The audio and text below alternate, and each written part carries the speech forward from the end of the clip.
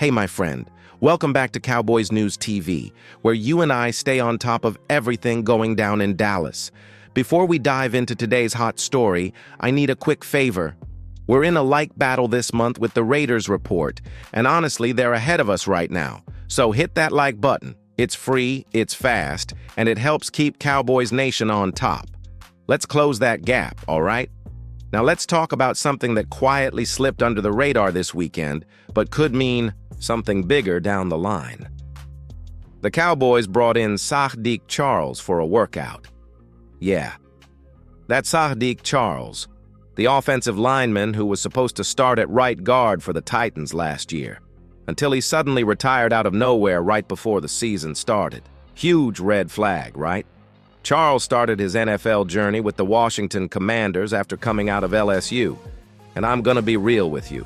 His play wasn't exactly jaw-dropping. At guard, he struggled with too many. Pressures allowed in pass protection, though his run blocking was serviceable. He even saw a little time at tackle, both in college and the pros, but guard is where he's done most of his work. So what does this workout really mean for the Cowboys? It smells like a kick-the-tires type of move, a backup depth option at best. But here's the thing, that right guard spot is still wide open. Tyron Smith, Tyler Biadasz, and Terrence Steele are set, but that RG role, still very much up for grabs. Right now, you've got guys like Robert Jones, who was brought in during free agency, plus Brock Hoffman and even TJ Bass vying for that spot. And let's not forget the draft is coming. Maybe a new rookie enters that conversation too. But let me throw it over to you.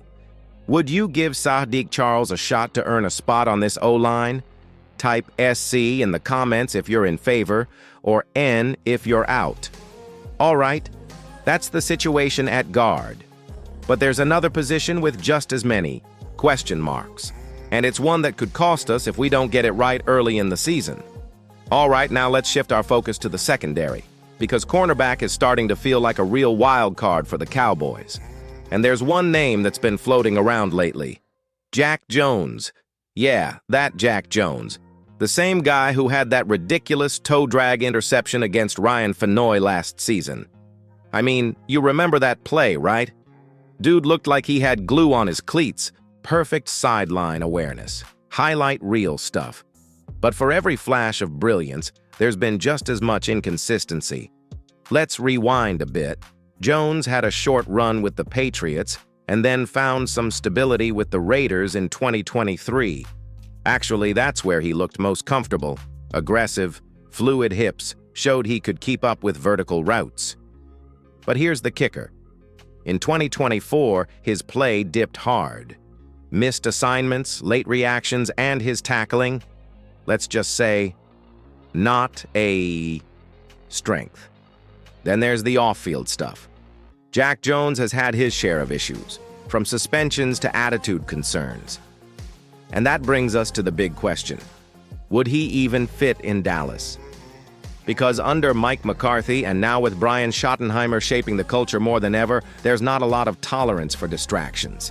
You know how Jerry likes to say, the right kind of guys? Jack Jones might not check that box.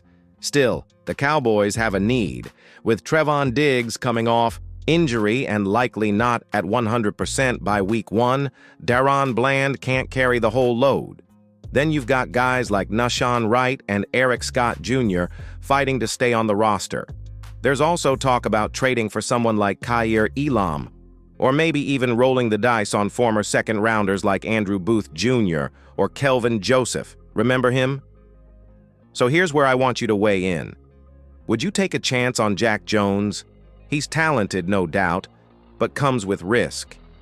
Drop JJ in the comments if you're in, or N if you'd rather pass. Up next, we're going to talk about a possible shakeup in the backfield, and a name that would definitely get fans talking. Breece Hall. Is he really on the Cowboys' radar? Let's get into it.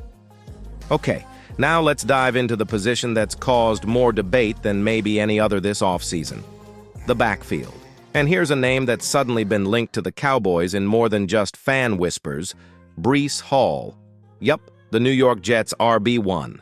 Or at least he was.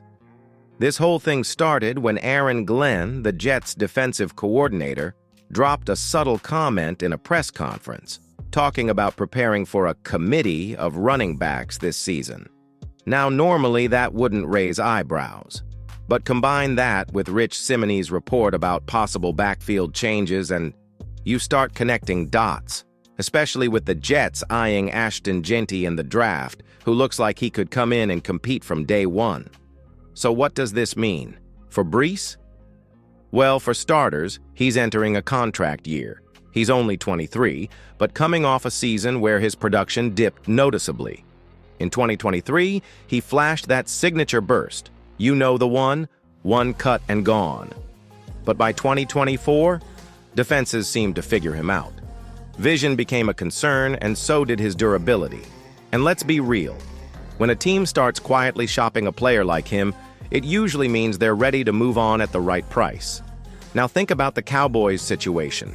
Right now, there's no true RB1 on the roster. Deuce Vaughn is electric, but not built for 20 carries a game. Rico Dowdle is solid, but unproven as a full-time starter. And yes, there's the draft, but is anyone really sold on taking a running back early again? So here's the real question. Would Brees Hall make sense for Dallas? From a salary standpoint, it's manageable, still on his rookie deal. But from a risk standpoint, there's a lot to think about. You'd have to give up something in return, probably a mid-round pick. And there's no guarantee he bounces back to that 2022 form. Personally, I think the idea is intriguing, especially if the Jets are ready to deal. But what about you? Would you trade for Brees Hall? Type Y if you're in, or N if you'd rather look elsewhere. And while you're at it, drop your ideal RB target for the Cowboys in the comments. Let's build the perfect backfield together. Coming up next, we're heading into more strategic territory. Trey Lance's new contract could actually affect the Cowboys' draft picks. Sounds confusing? I'll break it down real simple in the next chapter. All right, so we've talked offensive line, the cornerback room, and the running back carousel. But now it's time to shift gears and dig into something a little more behind the scenes, yet super important. Compensatory picks. Yeah, I know. Not the flashiest topic, but trust me, this could have a real impact on the Cowboys' draft strategy. And guess who's at the center of this conversation? Trey Lance. You've probably seen the news. Lance signed a one-year deal with the Los Angeles Chargers worth up to $6.5 million. But here's the thing. That contract might end up being more valuable to the Cowboys than it seems on the surface. Here's why. The NFL has a formula that awards comp picks based on free agency losses and gains. If you lose more qualifying players than you sign, you get extra draft picks. Simple, right? Well, kind of. It gets tricky when you factor in things like contract values and when those deals are signed. Now, the Cowboys lost key players like Tyron Smith and Tony Pollard this offseason, which puts them in line to gain compensatory picks. But then they added guys like Eric Kendricks, Royce Freeman, and Solomon Thomas, which count against them, unless one of their new players doesn't qualify. That's where Trey Lance comes in. If Lance's deal with the Chargers counts as a qualifying loss for Dallas, and that's still being determined, based on the timing and guarantees, it could help offset some of the free agent additions, keeping the Cowboys in line for those bonus picks. And those extra picks? They could be huge in a draft where the Cowboys need depth across multiple positions. So here's my question for you. Do you think Trey Lance's departure will end up earning the Cowboys a comp pick? Drop your answer in the comments. Just type yes or no, and let me know if you're keeping an eye on these behind-the-scenes moves, or just waiting for the picks to roll in on draft day. Coming up, let's bring everything together. From workouts to whispers, what exactly is the Cowboys' plan heading into this draft? So now that we've walked through all the moving pieces, from Saahdiq Charles's workout to the Jack Jones dilemma, the Brees Hall rumors, and even the comp pick chess game with Trey Lance, it's time to step back and ask, what's the bigger picture here? Because if you're like me, you've probably noticed a pattern. The Cowboys aren't exactly being aggressive this offseason. Sure, They've made a few moves, but nothing that screams win now, and with the draft just around the corner, it's starting to feel like they're putting a lot of trust in one weekend to solve a whole bunch of problems. That can work, but it's a risk. Right now, right guard is still unsettled.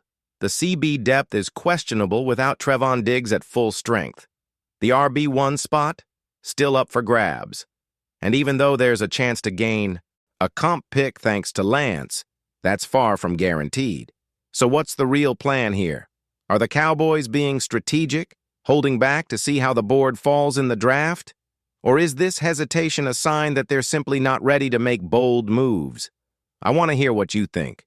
Which position do you think the Cowboys need to fix first before the draft?